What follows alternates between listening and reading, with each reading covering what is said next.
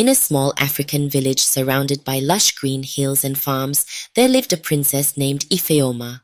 Her father, King Obina, ruled over the village with kindness and wisdom. Princess Ifeoma was the king's oldest daughter. She was known for her gentle and caring nature. Everyone in the village loved her, but Ifeoma had a secret problem. Ifeoma struggled with a strong body odor that smelled very bad. Even as a young girl, she smelled worse than the other children. As she grew older, the smell became stronger and followed her everywhere she went. The villagers began to treat her differently. They tried to avoid her because of her odor. Some villagers made mean jokes and comments behind her back. Mothers would quickly pull their children inside their homes when they saw Ifeoma walking down the village road. The young girls, who used to be her friends, would try to avoid talking to her. This made Ifeoma very sad. There were many young men in the village and nearby kingdoms who wanted to marry Ifeoma because she was beautiful and the king's daughter, but as soon as they came close to her, they were driven away by her smell. They decided not to pursue her despite her beauty and royal status. This left Ifeoma feeling very lonely. She stopped leaving the palace most days. Ifeoma would stay in her bedroom and look out her window, dreaming of true love and someone who would accept her smelly problem. She imagined a husband who would love her for her kind heart, but it seemed impossible, and Ifeoma cried many tears over feeling so alone. One bright sunny day, the village was celebrating the New Yam Festival. Ifeoma heard lively sounds from the village square, drums beating and people laughing. She looked out her window and saw people dancing around a big bonfire. Feeling a bit of excitement, Ifeoma thought maybe she could sneak out of the palace and watch the festivities without being noticed. People seemed so happy and distracted by the celebration. So Princess Ifeoma quietly left the palace and tiptoed to the edge of the village square. For a few moments, no one realized she was there. She stood in the shadows, watching the girls her age spin and dance in their colorful skirts. But soon, a breeze blew, carrying Ifeoma's smell through the crowd. People started wrinkling their noses and looking around to find the source of the stench. Then the drumming and dancing stopped as all eyes turned toward the lonely princess. Mouths fell open in shock and people began whispering and pointing at her. The happy atmosphere vanished. Ifeoma's eyes filled with tears of embarrassment. She ran away from the crowd and hid behind some bushes, trembling and hoping no one would find her. As she crouched down, she heard the steady beat of a drum getting closer. She peered through the leaves and saw a smiling young man from a nearby village, playing a drum as he walked toward her hiding spot. When he reached her, he stopped playing and asked kindly. Emeka asked, "Why did you stop dancing? You looked so happy and free." Ifeoma replied, "You can smell me, and yet you still came looking for me. Everyone in my village teases me and laughs at my dancing." Emeka said, "Don't worry about them. I think you're a wonderful dancer. Ignore their unkind words and keep dancing with joy." Ifeoma was surprised by his kind words. She realized he truly didn't care about her smell. Comforted, she decided to ignore the cruel taunts of her neighbors and dance freely, just as she wished. The young man started playing a cheerful, upbeat rhythm on his drum. At first, Ifeoma was unsure, but soon she began swaying to the music. The stranger's smile grew wider as he watched her dance. He played faster, and Ifeoma moved more confidently, feeling truly seen and accepted for the first time. When she finally stopped dancing, they shared a moment of laughter and joy. The young man introduced himself as Emeka. He lived in a nearby village and played drums for events and celebrations. Emeka asked Ifeoma if she would meet him again the next day in the same spot. Ifeoma, her heart lighter than it had been in years, said yes. She hurried home, excited about her new friend and looking forward to their next meeting.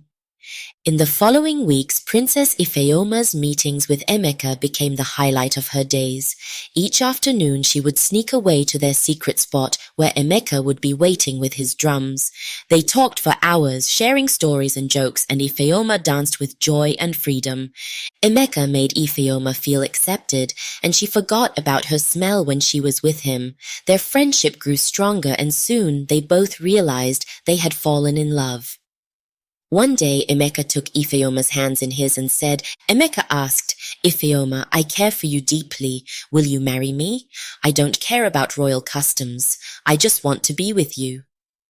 Ifeoma was overjoyed but also worried about what her father, King Obina, would say. She agreed to marry Emeka, but they decided to ask for her parents' permission first. However, before they could share their plans, a terrible plague swept through the villages. People fell ill with high fevers and painful blisters. To stop the plague from spreading, the villages were sealed off, and no one could leave or enter. Weeks turned into months, and Ifeoma was trapped in the palace, unable to see Emeka. She prayed for his safety every day, but as the months passed, she grew weaker. One morning, Ifeoma woke up with a high fever and red blisters on her arms. The plague had reached her. The king and queen were desperate. They tried every remedy they could think of, but nothing worked. Ifeoma grew weaker and weaker. Finally, in a last attempt, the queen remembered an old village remedy, a tonic made of bitter roots and animal blood. They gave the tonic to Ifeoma, and miraculously she began to recover. As Ifeoma regained her strength, she noticed something incredible. Her body odor was completely gone. The fever had somehow cured her. She was overjoyed and couldn't wait to share the news with her parents and Emeka. Finally, the plague began to die down and the villagers lifted their quarantines. Ifeoma was able to leave the palace for the first time in over a year. She walked through the village, and for the first time, people greeted her with smiles and admiration. She felt confident and accepted, but when she saw Emeka waiting for her, she hesitated. She remembered the harsh words she had said to him and wondered if he could ever forgive her. Emeka walked towards her with a kind smile, and Ifeoma's heart filled with hope. She knew she had made a mistake, but she hoped it wasn't too late to make things right. Princess Ifeoma felt a mixture of joy and nervousness as Emeka approached. She wanted to run to him, to hug him and apologize, but her feet felt glued to the ground. Emeka stopped a few steps away, his warm eyes full of kindness. Emeka says, "Ifeoma, I've missed you so much." Ifeoma says, "Emeka, I'm so sorry for the things I said before. I was scared and confused. Can you ever forgive me?" Emeka says, "Of course, I forgive you. I've waited all this time for you. Nothing can change how I feel." Relief flooded over Ifeoma, and she threw her arms around Emeka, holding him tightly. "Thank you," she whispered.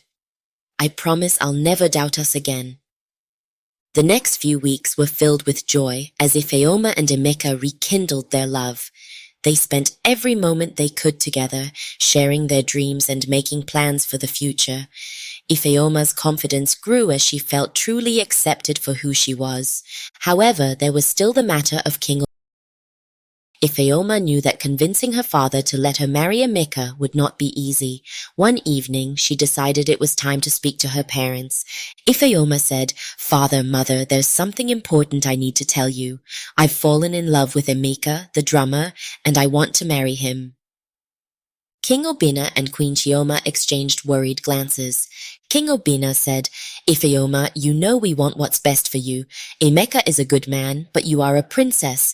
Your marriage needs to strengthen alliances and bring prosperity to our village." Ifeoma said, "Father, I understand our traditions, but I love Emeka. He makes me happy and accepts me for who I am. Isn't that what's most important?" Queen Chioma replied, "Your happiness means everything to us, Ifeoma, but we need to think carefully about this. Give us some time to consider." Ifeoma nodded, trying to hide her disappointment. She knew her parents needed to see how much Emeka meant to her. She hoped they would come to understand that true love was worth more than any political alliance. Meanwhile, in the village, Emeka was preparing for the next